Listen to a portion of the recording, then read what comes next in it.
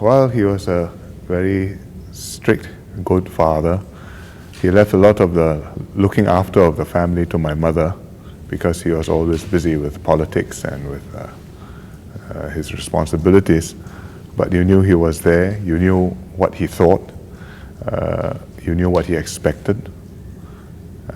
Very strict, and if he disapproved of something, he didn't have to say a lot, you knew it. When you needed him, he was there. At a crisis, he was a key person in the family. So if you have when I was ill with lymphoma, or when my wife died,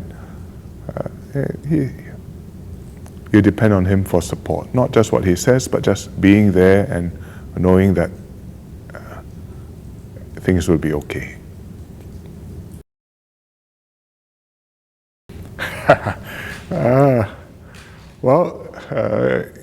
When I was very small, he used to take us to go and look at trains. And we used to go to Holland Road, Tanglin Halt. It's called Tanglin Halt because a train stops there. And there used to be a railway station there.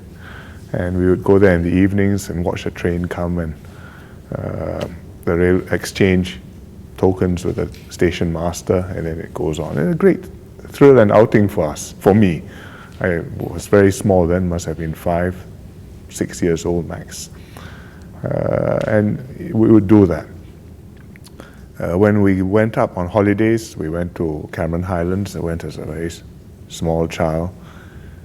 And we'd break journey in Kuala Lumpur, stay at the railway station. There's a station hotel. In those days, those were the convenient places to stay.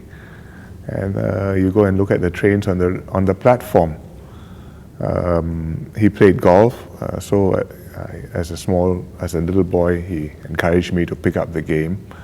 And so for quite a number of years, I would play with him, and he would take me around the course when we were on holiday or here at Sri Temasek and he's on the Istana course.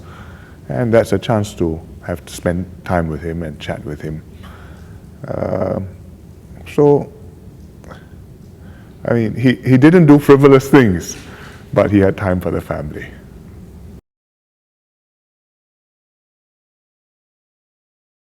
No, we're not. He's not very demonstrative, and our family generally is not very touchy-feely. But it's a very deep respect and regard. He took us seriously, and we held him in high respect. I think if you compare it with parents today and their children, they would describe it as a much more formal relationship. Today, I think people are much looser in the way you treat your parents, what they say, what they think, how you would argue with them. With us, well, we were a different generation. Well, I mean, he just expected you to behave in a certain way, that you have to behave properly, well, you mustn't throw your weight around. School-wise, it was not an issue because we were more or less self-propelled, and they didn't our parents didn't have to press us or chase us or insist on grades. And the grades were okay. I mean, most years I was not a top student in the class or in the school. But as long as you're doing your best and you're managing, well, they were okay. So I think it's expectations on you as a person rather than on you as the things which they would like you insist that you do. In that way, it was a relaxed family, but that they expected us to behave well and speak properly, and you must not sloppily, and use correct language and no bad language. I think those are things where they are stricter than many parents today. I suppose from time to time, yes, and my mother was responsible for keeping us in line. But if he disapproved of something, he would know. I think I'm different from him, and my children are growing up in a different generation with their peers and with the internet, so we had to bring them up in a different way. it's still early days to say yet, but I think they are managing.